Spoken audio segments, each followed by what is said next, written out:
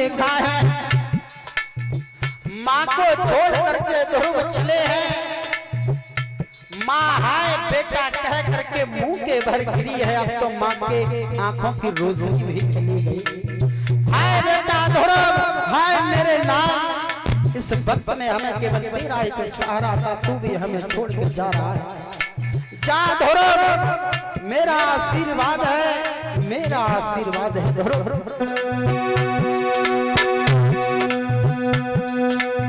छोड़ चला बन को गया, छोड़ चला बन को गया ध्रुव।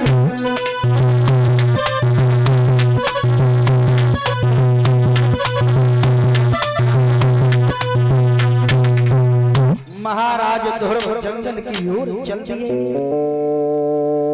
मैया सुनीति जैसे तैसे टटोलती हुई अपनी झोपड़ी में पहुंची। ईश्वर से प्रार्थना की है, परम पिता परमात्मा, अगर मेरे मालिक कहीं हो तो हमारे लाल पर कोई आंच नहीं आनी चाहिए। वो तो ध्रुव है जो न घर को देखा ना घाट को देखा, जैसे ही जंगल की ओर चले महाराज उत्तानपाद को पता चला है हमारा बड़ा बेटा ध्रुव जंगल में भजन करने के लिए जा रहा है। आदेश दिया, जा लौटा हमारे बेटा ध्रुव। जहाँ से जौ की रोटी मिलती थी, आज से उसे शुद्ध गेहूं और अच्छी सब्जी मिलेगी। जा, पर जंगल में भजन करने के लिए ना जा। मंत्री धाए जाओ, अब तो बेटा आपको अच्छा भोजन मिलेगा। ध्रुव जी ने प्रणाम किया अपने पिता को, हे परम पिता परमात्मा, तेरे नाम को लेते ही अब तो हमें भोजन मिलने लगा, इसका मतलब है इस नाम में बहुत बड़ी तासीर है। अरे जाओ, लौट जाओ, हम नहीं लौटेंगे। घोषणा करती महाराज उत्तानपाद ने, जा आधा राज्य दे देंगे, बेटा ध्रुव जंगल में ना जा। पर ध्रुव ने कोई भी बात नहीं सुनी है। याद रखना, जो माता पिता की सेवा करता है फिर उसके रास्ते में कोई भी आ जाए वो चकनाचूर हो जाता। क्यों? आयु कर्म वित्तम विद्या निधन में चा पंचोतानी ही सृजन्ते गर्भस्थ सेवदेहिना। कहने का मतलब है 5 चीजें माँ के गर्भ में तभी लिख दी जाती हैं जब बच्चा माँ के गर्भ में होता। आयु कर्म वित्तम विद्या निधन मृत्यु, 5 चीजें तभी लिख दी जाती हैं जब बालक माँ के गर्भ में होता। आयु, इसकी आयु कितनी होगी? ये 50 वर्ष जिएगा, 80 वर्ष जिएगा, कितनी साल जिएगा। कर्म, इसका कर्म कैसा होगा? अच्छा कर्म होगा, बुरा कर्म होगा, कैसा होगा?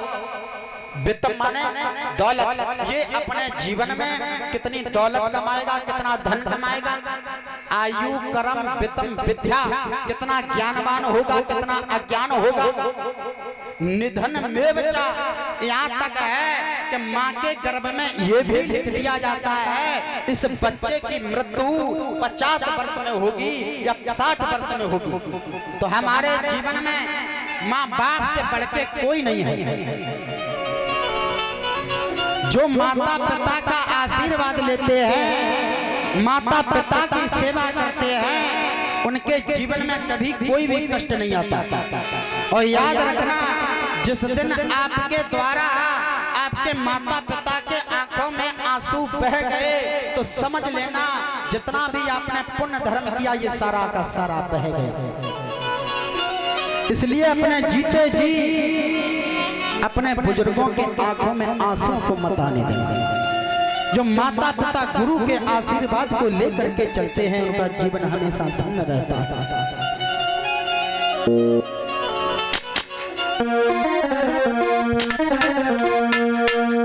कि तेरे जीवन में खुशियां तमाम आएंगी, तेरे जीवन में खुशियां तमाम आएंगी। तू ले ले माँ की दुआएं तेरे काम आएंगी।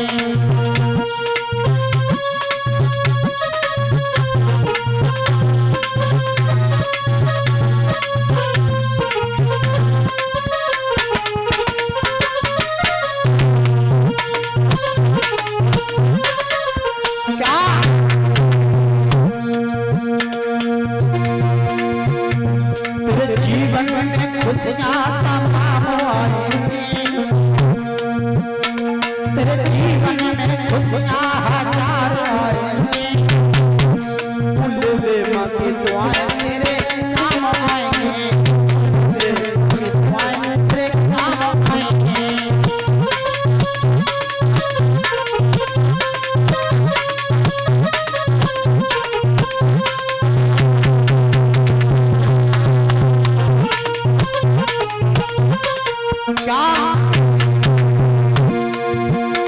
माता है जन्मदाता, माता ही जग चलाए, माता अपने बच्चे को भोजन कराए।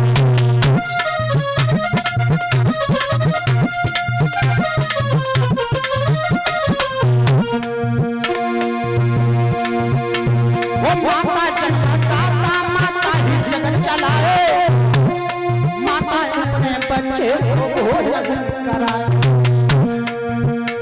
तेरे जीवन में खुशियां हजार आएंगी, तेरे जीवन में खुशियां तमाम आएंगी, बुलबुल माँ की दुआएं तेरे काम आएंगी।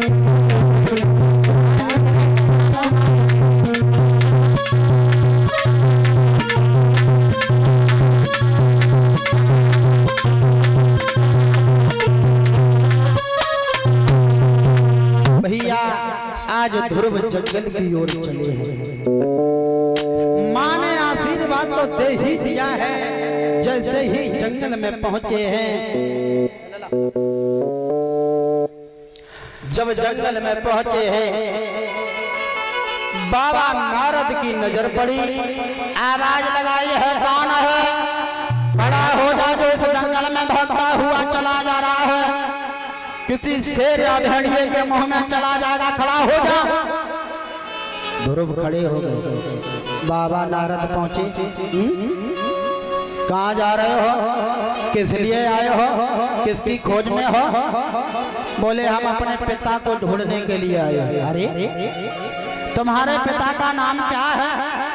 जवाब दिया, हमारी माँ कहती है कि मेरे पिता का नाम ईश्वर है, परमात्मा है, और वो मेरे ही पिता नहीं है, वो जगत के पिता है। एकदम से बाबा नारद बोले लौट पीछे। अरे पिता की तू बात कर रहा है, और हमारे तो भजन करते करते हाथों में ठेठे पड़ गई, अभी तक तो उस पिता का दर्शन नहीं हुआ है, और तू जरा सा बालक उस पिता को ढूंढना चाहता, लौट पीछे। अब ध्रुव खड़े के खड़े ही रहे। अच्छा चले के बात बता। नारद ने ये भी विचार किया, भाई ये देख लिया जाए फल कच्चा है या पक्का है।